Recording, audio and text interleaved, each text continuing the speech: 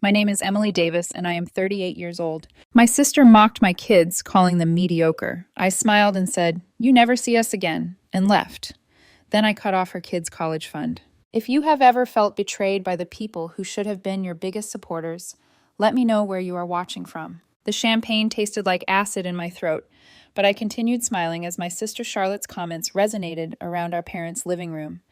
My children, Olivia, 14, and Ethan, 10, were motionless alongside me, their expressions disintegrating in real time.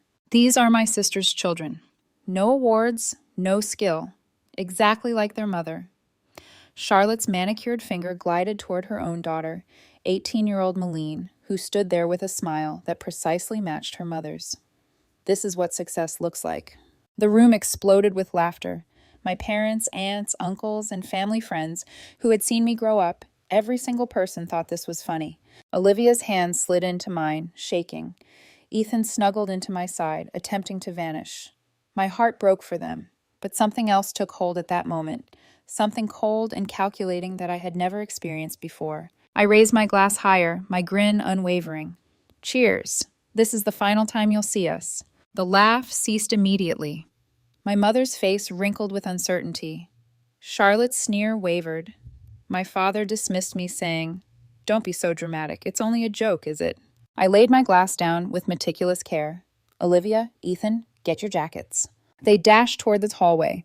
Charlotte rolled her eyes and returned her gaze to her audience, knowing that I would crawl back in the same way I had before. I would not. We drove home silently. Olivia glanced out the window, tears running down her face. Ethan curled his arms over himself, making himself as tiny as possible. My hands clenched the steering wheel so tightly that my knuckles became white. "Mom!" Olivia's voice crackled. "Are we truly not going back?" "Never," I promised her. My phone buzzed about an hour after we arrived home. Charlotte's name illuminated the screen. "You're still funding my daughter's college expenses, correct?" I gazed at the message for a long time. 3 years ago, when Charlotte's marriage fell apart and she found herself unexpectedly unmarried with a teenage daughter, I promised her something. I would pay for Malene's whole 4-year college education. It felt like the appropriate decision at the moment. I had money. Charlotte did not. My fingers lingered over the keyboard. Then I opened my laptop instead. I'd been working in estate planning and financial advising for 15 years, developing a quiet, prosperous career that no one in my family appeared to notice or care about. They saw a divorced mother with ordinary children, not the person in charge of multiple large trusts and financial portfolios, one of which supported Malene's college savings account. The account had been manually created and funded with more than $250,000. I placed 3 phone calls. The first was to Michael Grant, my attorney. The second was to Sarah Lee, my financial advisor. The final stop was the admissions office at Harvard University, where Malene had recently been admitted. Early decision. I eventually texted Charlotte back. No. My phone burst with calls, messages, and voicemails. Charlotte, my mother, and father, as well as other relatives, were people I rarely communicated with. I blocked each one of them. The next morning, I took Olivia and Ethan out to breakfast at their favorite diner. We got chocolate chip pancakes and discussed everything except the night before. "Can I tell you something, guys?" I remarked while watching them drizzle syrup over their plates. They gazed up at me with caution. "I am proud of both of you every day," I said. Olivia's lip wobbled.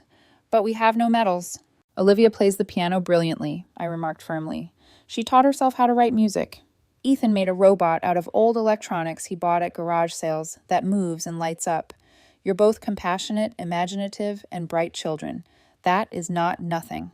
That is everything. Ethan wiped his eyes with his sleeve. "Charlotte was quite cruel," I continued. "She was. And we don't have to associate with mean people, even if they're relatives." Olivia nodded slowly. "I didn't enjoy visiting there anyhow. Grandma often compares me to Malene." My chest clenched.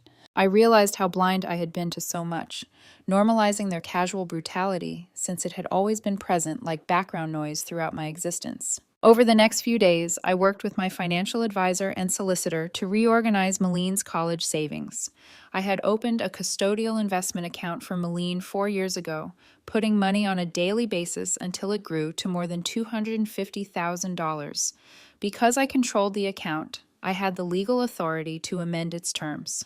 I could reconfigure it under new conditions. The redesigned account would only distribute payments for educational purposes at a public university. There were no private or Ivy League schools.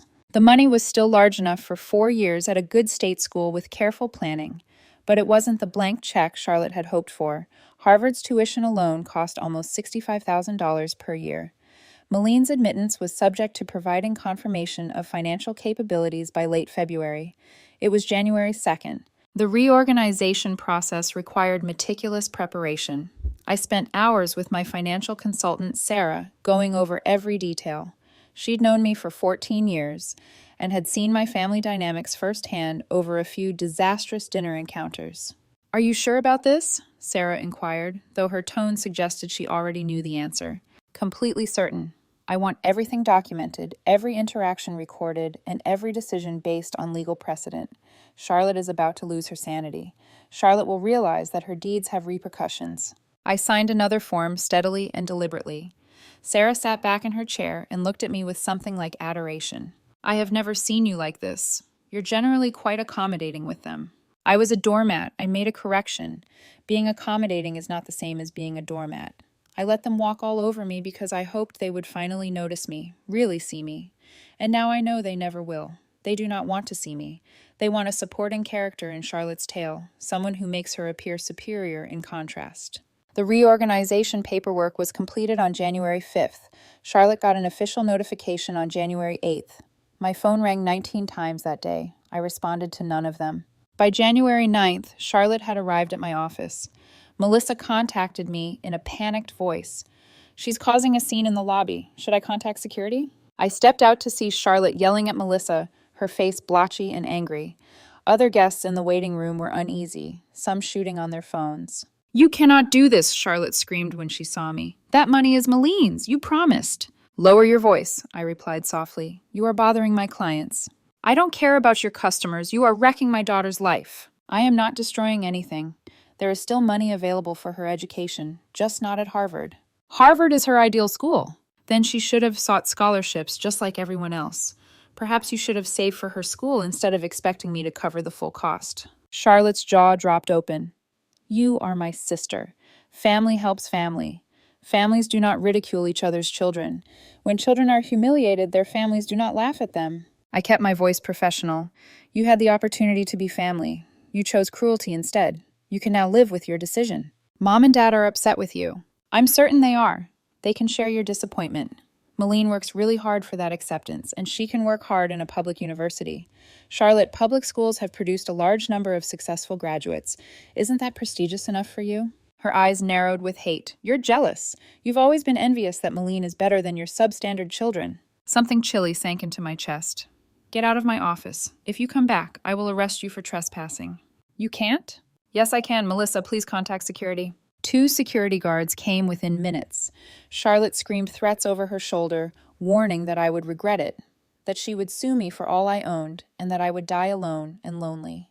I returned to my office, locked the door, and sat at my desk for a long time. My hands shook, but not from terror, from relief, from the profound joy of finally standing up for myself and my children. Michael called that afternoon. "I heard about the incident at your office. There is security footage." "Good. Keep it." Charlotte's attorney called me. "They've threatened to sue for violation of oral contract." "Allow them to try. I have 3 years of emails and text messages from Charlotte calling my children dumb, lazy, and useless. I have proof for every unpleasant statement, comparing every time she used Maline to disparage Olivia and Ethan. I also saved an Instagram video from New Year's Eve before my cousin erased it. If they want to go to court, I'm prepared." Michael chuckled grimly. "I had hoped you'd say that. I will prepare our answer." Olivia caught me in the kitchen that night, gazing at my laptop. "Mom, are you okay?" I closed the computer and hugged her. "I'm doing better than okay. I'm done with people mistreating us. Aunt Charlotte came into your office." Word spread quickly. Ethan must have heard me on the phone. "She did. She was angry about Maline's college fund. You modified it?" I glanced at my 14-year-old daughter, a smart and clever girl who had spent far too much of her life feeling inferior. "Yes, I modified it because I am not going to reward those who have mistreated you." "One time, Grandma called me mediocre," Olivia spoke quietly. "Last year, after my piano performance, she told me I was mediocre and should stop playing since I'd never be as talented as the other kids. My heart broke open. You've never told me that." I did not want to make you sad. You usually appeared anxious when we visited them. I was stressed since being with them was taxing, always walking on eggshells, always trying to keep them from saying anything hurtful. I held her face in my hands. You are not mediocre, Olivia. You are extraordinary. Your granny is incorrect on every important point. She gripped me tightly, and I could feel her shoulders shudder with muffled sobbing. How much anguish had my children been enduring while protecting me from the truth about my own family? Ethan arrived at the doorway with his robot tucked under his arm. Are we truly not going back? Never, I pledged again. We are done with folks who make us feel tiny. My phone continued ringing with unfamiliar numbers. I disregarded them all. Instead, I concentrated on my kids. We spent the week between Christmas and New Year's doing anything the kids wanted. Ethan had begged to go to museums, movies, and the trampoline park. Olivia and I spent the entire afternoon in a music store where she tried out several keyboards until she discovered one that made her face light up. I purchased it without hesitation, along with the composition software she had been seeking for months. Really? She took a breath and stared at the boxes. Really? I'd want to hear what you've created. On January 6th, my mother arrived at my office. Melissa, my receptionist, buzzed me with hardly hidden concern in her voice. There's a woman here who claims to be your mother. Tell her I am not available. She says she will wait. Then she will have to wait a long time. Through my office window, I saw my mother pace the lobby for 20 minutes before ultimately leaving, her face flushed with rage. The next morning, she returned. This time, she was accompanied by my Aunt Barbara and cousin Lily. They formed a small group in my lobby and spoke loudly about ungrateful daughters and family duties. I phoned building security. 3 ladies are harassing my workers and upsetting the other tenants. Please remove them. My mother's face turned scarlet when the security guard approached. I heard her voice raise in outrage. I am her mother. She cannot have me thrown away. Ma'am, you should leave, the guard said sternly. This is absurd. Emily, come out here and confront me like an adult. I remained in my office. Eventually, they departed. Melissa came to my door looking agitated.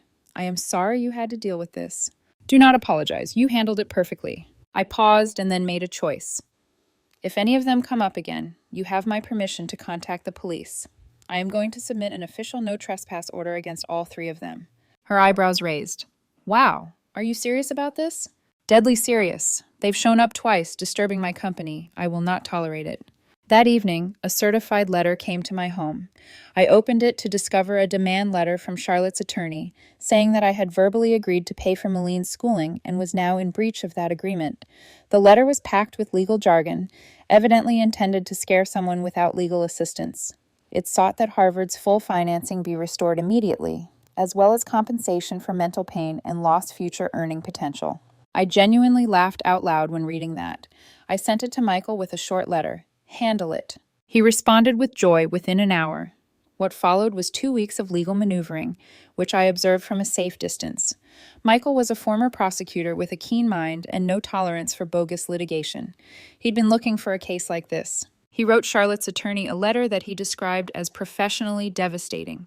It detailed every documented case of Charlotte's cruelty and neglect of Olivia and Ethan, every hurtful comment stored in text messages, every comparison caught in emails, and every family event where Charlotte used her kid as a weapon to bring me down. He also shared an Instagram video from New Year's Eve that my cousin had publicly uploaded. I had saved the copy within hours of the celebration, knowing it might disappear. My cousin removed it the next day, but the proof was still saved. The video displayed everything. Charlotte stood up, waving at my children with theatrical scorn, her voice tripping with disgust, everyone laughing, Olivia's face collapsing, and Ethan attempting to withdraw into my side. Then my quiet statement and our stately leave, with Charlotte smirking behind us. Michael appended a counterclaim for intentional infliction of mental distress against minors, naming Olivia and Ethan as plaintiffs and me as their representative. He sought damages, a public apology, and a restraining order. Charlotte's attorney withdrew the complaint 4 days later. My mother took a different approach. She began showing up at Olivia's school, waiting in the pickup line. Olivia contacted me the first time from the school office, in tears. Grandma is here. She claims she only wants to speak, but the principal refuses to allow her to take me without your consent. Good. Tell the principal that I'll be there in 12 minutes. I arrived to find my mother in the main office, fighting with the principal and the school security officer. Her expression brightened up when she spotted me, as if we were ready to share an emotional reunion. Emily, finally tell them it's acceptable for me to speak with Olivia. She's my grandchild. No, I said plainly. My mother blinked. What? I responded. No, you're not allowed to contact my children. Not at school, not anywhere. I turned to face the principal. I need to provide legal documentation stating that my mother is not authorized to pick up or interact with any of my children. If she appears again, contact the police. You cannot do this, my mother's voice swelled to a screech. They are my grandchildren. You giggled as Charlotte tore them apart. You sat there sipping champagne as your grandkids tried not to weep. My voice remained flat and chilly. You've made your choice. Live with it. I did not laugh. Yes, you did. It is on video. Do you want me to show you? Her mouth opened and closed. The principal seemed genuinely uncomfortable. The security officer adjusted his weight, preparing to act if needed. Olivia and Ethan are my babies, my mother attempted, switching tactics to the injured grandma. I adore them. Love does not degrade. Love does not stand by as someone separates children for amusement. Whatever you believe you're feeling is not love, but rather possession. I signed out the paperwork right there, prohibiting my mother, Charlotte, and numerous other family members from contacting my children. The principal told me that the school would rigorously follow it. My mother departed weeping, but all I felt was a bitter pleasure that I had saved my children from another attack. Late February came. Harvard's financial paperwork deadline had passed. According to my sources, Melissa's daughter attended Harvard and knew Meline since high school. Meline's admittance was revoked when the requisite financial proof failed to materialize. Charlotte wrote a lengthy, nasty diatribe on Facebook about ungrateful sisters and unfulfilled promises. I didn't see it personally, but 3 former pals emailed me images, evidently expecting me to feel bad. I felt nothing but relief when I finally disconnected the cord. Olivia returned home after her piano lesson, sparkling. Mrs. Rodriguez added, I'm ready to perform in the spring recital. She wants me to play one of my original compositions. I hugged her tightly. That's incredible, sweetheart. She added, I have real talent. Olivia's voice was questioning, as if she'd never considered that option before. I know you do, Ethan said, bursting into the kitchen with his robot in hand. Mom, take a look. I adjusted the arm mechanism. It can now pick up items. I saw his face light up with pride and enthusiasm. This boy, who had been told he lacked talent, taught himself fundamental engineering using YouTube tutorials and sheer drive. I told him, You're amazing. I want to join the robotics club at school. He stated sheepishly, Is this okay? More than satisfactory. Let us sign you up tomorrow. In February, I received another letter from Charlotte's attorney. This time, they were threatening to sue for mental pain and alienation. Michael's answer was quick and violent. A stop-and-desist letter describing every recorded incident of emotional abuse Charlotte had perpetrated over the years, including the New Year's Eve assault caught on tape. The threat vanished, but the pestering continued. It just changed forms. Michael termed them flying monkeys. My family dispatched somebody to perform the dirty labor. Distant relatives I scarcely knew suddenly contacted me with concerns about family reconciliation and forgiveness. Old family friends contacted me to say I was being very harsh. Charlotte's statements had not meant anything, and I was ripping the family apart.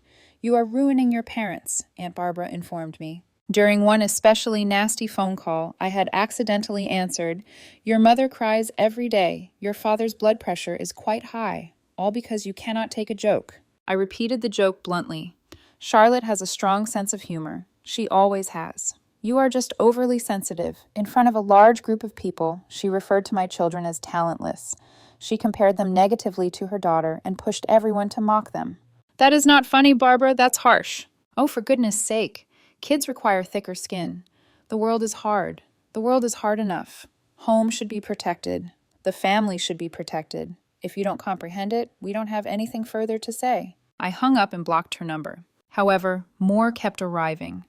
My father's business partner, my mother's book club acquaintance, and even my old college roommate, whom I hadn't spoken to in 10 years, all messaged me unexpectedly, asking if I was okay and suggesting that I was overreacting. How much did my mother pay you for contacting me? I asked. There was a long pause before the response came. She's just worried about you. I blocked her as well. The constant barrage was exhausting. Every day brought new attempts to wear me down. to make me feel guilty, to convince me I was the problem. Some messages were subtle, dressed up as concern, while others were direct attacks, calling me petty, vindictive, and cruel. I began keeping a log of every contact attempt, message, and phone call. As Michael suggested, it might be necessary if we needed to pursue legal action for harassment. They won't stop, he warned me, and they'll escalate until you give them what they want or get a restraining order. What do you recommend? Document everything. Don't reply to anything and let them dig their own graves. Ethan's robotics club became his haven, and the other kids there had no idea about our family problems. All they saw was a brilliant, creative youngster who made wonderful robots. Jenna, his 14-year-old team captain, treated him like a valuable team member, asking for his opinion and incorporating his ideas. Jenna said, "My gear system was genius." Ethan told me one afternoon, practically bouncing with excitement, "She said I think outside the box." "That's because you do," I said, ruffling his hair. "Coach James wants me to lead the design for the competition robot's arm." He added, "I have the best spatial reasoning on the team." Seeing my kid light up with pride and purpose made every painful moment worthwhile. This was what he deserved: praise, support, and confidence in his ability. Olivia's piano lessons with her new teacher at the conservatory, Professor Michael Miller, opened up a whole new world for her. He treated her like a real musician, not a youngster with a hobby. He assigned her tasks that challenged her, exposed her to composers she had never heard of, and encouraged her to delve deeper into her emotional relationship to music. Olivia informed me that he made her weep today after her third class. My heart leaped. What happened? Not an awful cry. He played me a tune by the composer Caroline Shaw, and it was really lovely. I've just begun weeping. Then he told her, "That's what genuine music does. It makes you feel things you didn't know you could feel." He continued, "I have that ability too. My compositions make people feel." She showed me the music she'd been working on, a sophisticated arrangement that blended several themes into something disturbing and beautiful. Professor Miller had made notes in the margins. "Beautiful phrase here. Trust your intuition. This is the work of an actual composer." He called her a true composer, I remarked, my voice full of emotion. He added, "Talent is common, but the ability to transmit emotion through music is uncommon." He said, "I have both." Olivia stared at me with astonishment in her eyes. Nobody had ever told her she was excellent at something before. "You are wonderful at so many things, love. I know that now. Previously, all I heard about was how Maylene got straight A's, won debate competitions, and got into Harvard. And I thought that was what success looked like. But now I know that success looks different for everyone. Malene's path isn't mine, but that doesn't make mine any less valuable." Through mutual acquaintances, I learned that Malene had enrolled at a community college, planning to transfer after 2 years, and Charlotte had moved in with our parents because she couldn't afford her apartment. My mother told anyone who listened that I destroyed my niece's future out of spite. And I wondered if any of them remembered what they'd laughed at that night, or if they'd ever considered how those words felt to 2 children who had done nothing wrong but exist. Probably not. Spring arrived, and so did Olivia's recital. She wore a deep blue dress and performed her original composition, a melancholy piece she titled Invisible, with such raw emotion that I saw people in the audience wiping their eyes. When she took her bow, the applause was thunderous, and she found me in the crowd afterwards, beaming. "Did you hear them? They loved it." Ethan's robotics team made it to the regional competition in April. They didn't win, but his robot performed flawlessly, and the judges especially praised his innovative design.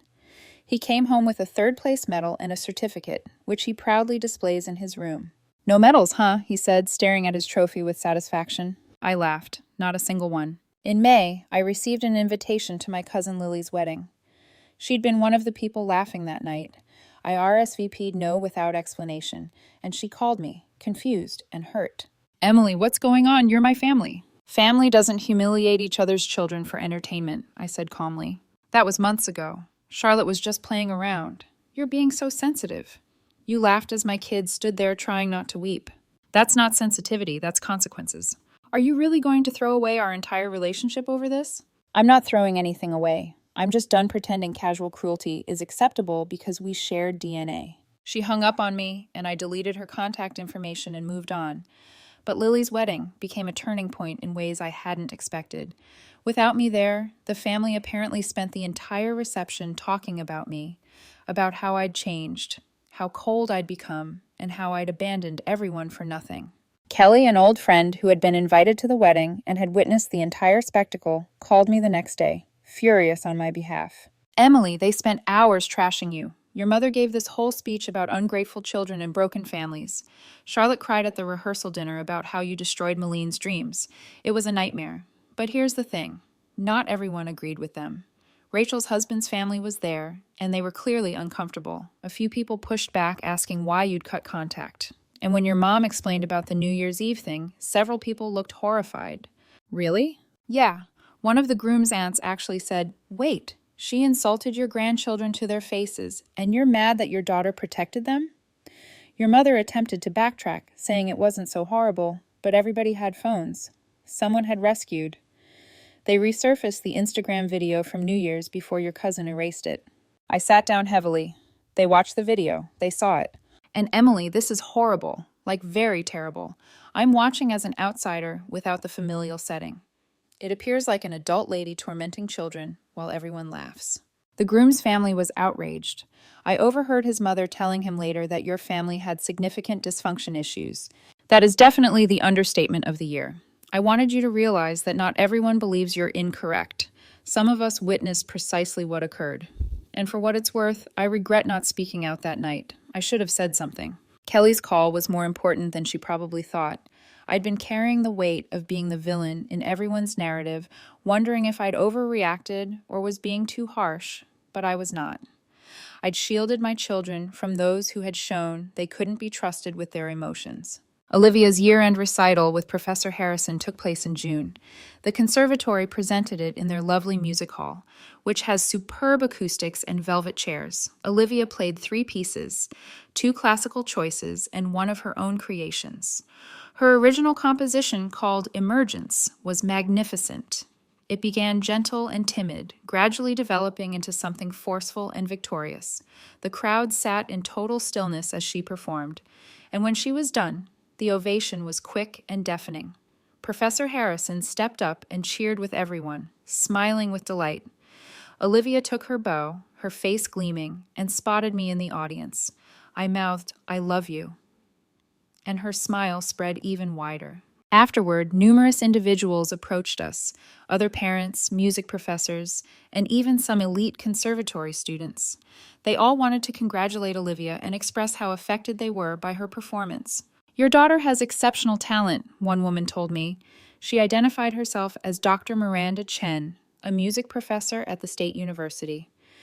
"Has she considered applying to our Young Composers program? We take high school students for summer intensive training." Olivia's eyes widened afterward. "Really?" "Really. I'd be happy to send you the information." We exchanged contact information, and Dr. Chen spoke with Olivia for another 12 minutes on composition theory and modern classical music. Olivia listened intently, asking clever questions and soaking up every word. Olivia was virtually humming with joy as we drove home. "Mother, did you hear what she said? A university professor feels I'm qualified for their program." "You're good enough. You're more than qualified." And Charlotte claimed I lacked skill, Olivia replied gently. For years, every time we visited them, she'd say something about how I was wasting my time with music and should focus on academics like Maline. I began to believe her. "I should have sheltered you from it sooner. You safeguarded us when it was most important." Olivia leaned over to squeeze my hand. "Thank you for selecting us." Ethan's robotics team finished 3rd at the regional tournament in April. The judges praised his concept for the robotic arm as both original and well executed. He arrived home with a trophy, medal, and diploma, which he proudly displayed in his room. "Coach James says I should apply for the state STEM program next year," Ethan said, as he meticulously organized his trophies on his shelf. "It's competitive, but he thinks I have a good shot." "Of course you do. Grandpa used to tell me I was bad at math," Ethan explained, tracing his finger over the edge of his medal. "Remember? He'd help me with my homework and become irritated, telling me I wasn't working hard enough and was lazy." I remembered. My father was not patient with anything that didn't come easy, and he had made Ethan feel dumb more times than I could recall. "Your grandfather was mistaken," I stated forcefully. "You aren't awful at math. You just learned something different than he expected. This is his failure, not yours." Summer provided fresh chances. Olivia attended a music composition camp at a nearby university where she thrived with other young composers. Ethan enrolled in a summer robotics class and returned home every day, chatting about servos and programming languages that I hardly understood. They'd both grown taller and more confident. The troubled expressions they'd worn that night had disappeared, replaced with the bright-eyed joy of youngsters who realized they were cherished. In August, I received an SMS from an unknown number. It took me a while to recognize Malene. I apologize for what my mother said at New Year's. I wanted to inform you sooner, but she refused to allow me to contact you. I currently attend community college. It's actually rather good. I am learning a lot. I simply wanted you to know that I do not blame you for anything. I gazed at the message for a long time. Malene had always been caught in the center of Charlotte's dysfunction, influenced by her mother's ideals and priorities in ways that were not completely her fault. I replied, "Thank you for reaching out. I am delighted school is going well.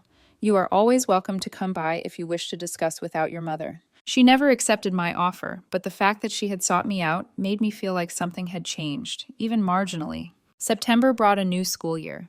Olivia began 7th grade and quickly joined the school's music program. Ethan entered 4th grade and enrolled in the advanced science class.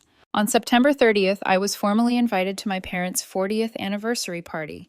It was in 4 weeks, a massive party that had been planned for months. I discarded the invitation. My father phoned the following day. "Emily, we need to discuss." "No, we do not." "Are you really not going to our anniversary party? Your mother is sad." She should have considered it before laughing at her grandkids. For goodness sake, it was 12 months ago. How long will you carry on this grudge? "It is not a grudge, Dad. It is a border. You all demonstrated your own personalities and values. I am choosing to believe you. Charlotte is your sister. Malene is your niece. We are your family. Family does not do what you did. Family protects children rather than tearing them down for a laugh." "You are being unreasonable." "Then I assume I am unreasonable. Goodbye, Dad." I hung up and blocked his number.